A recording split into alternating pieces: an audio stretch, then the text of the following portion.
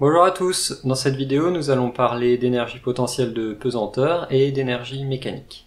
Si je place un objet qui a une masse dans le champ de gravitation à une certaine altitude, z, il va posséder une énergie potentielle de pesanteur, notée EPP. L'énergie potentielle de pesanteur, c'est l'énergie qui va être donnée au système par la force de gravitation si l'objet tombe jusqu'à l'altitude 0. C'est donc égal au travail du poids lors du déplacement de l'objet jusqu'à une altitude nulle. Je vais calculer le travail du poids qui est représenté ici. Le travail du poids s'écrit de la manière suivante: la norme du poids fois le chemin parcouru, c'est-à-dire l'altitude z, fois le cosinus de 0 degré, puisque l'angle entre le poids et le déplacement fait 0 degré, le poids est dans le même sens et dans la même direction que le déplacement. Ce calcul donne m fois g fois z, puisque la norme du poids est égale à m fois g. L'énergie potentielle de pesanteur est donc égale à m fois g fois z, avec l'énergie en joules, la masse en kilogrammes, g en newton par kilogramme et z en mètres.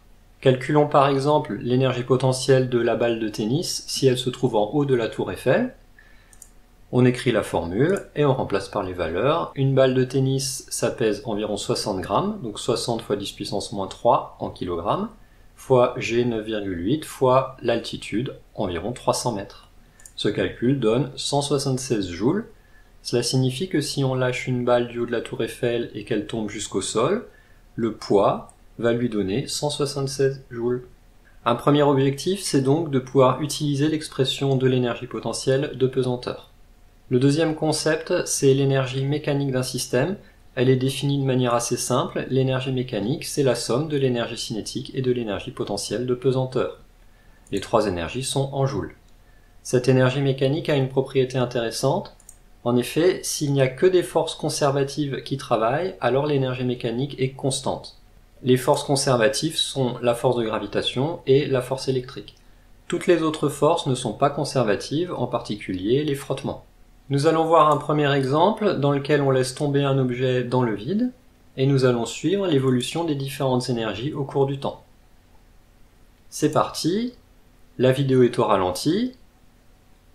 On peut observer que l'énergie cinétique en rouge augmente puisque l'objet accélère. L'énergie potentielle de pesanteur en bleu diminue puisque l'altitude diminue. Et l'énergie mécanique en vert, qui est la somme de ces deux énergies, reste constante. On peut dire qu'au cours de la chute, l'énergie potentielle de pesanteur est transformée en énergie cinétique. Au passage, cette expérience a été faite pour prouver que dans le vide, les objets, quelle que soit leur masse, tombent à la même vitesse, ce qu'on observe bien ici. On a donc obtenu ce graphique des énergies pour une chute dans le vide. Dans le vide, il n'y a pas d'air, donc pas de frottement. La seule force qui s'exerçait était le poids. Comme il est conservatif, l'énergie mécanique était bien constante. Nous allons comparer avec la même chute mais dans l'air. Dans l'air, le poids sera toujours présent, mais il y aura aussi des frottements qui sont non conservatifs. Donc observons ce qu'il se produit. On constate que le profil des énergies est très similaire, mais que l'énergie mécanique diminue avec le temps. Elle diminue car il y a une force non conservative, les frottements qui prennent de l'énergie au système. La variation d'énergie mécanique est égale au travail de ces forces de frottement. Le théorème de l'énergie mécanique s'énonce de la façon suivante: la variation d'énergie mécanique d'un système est égale au travail des forces non conservatives. Ce qui se note de cette façon: la variation d'énergie mécanique du système, en joules, est égale au travail des forces non conservatives, en joules.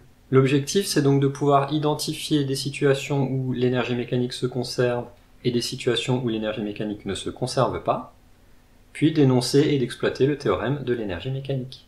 Merci d'avoir regardé cette vidéo. On se retrouve très prochainement pour une vidéo où je vais faire un tuning de ma voiture en mettant des lasers un peu partout.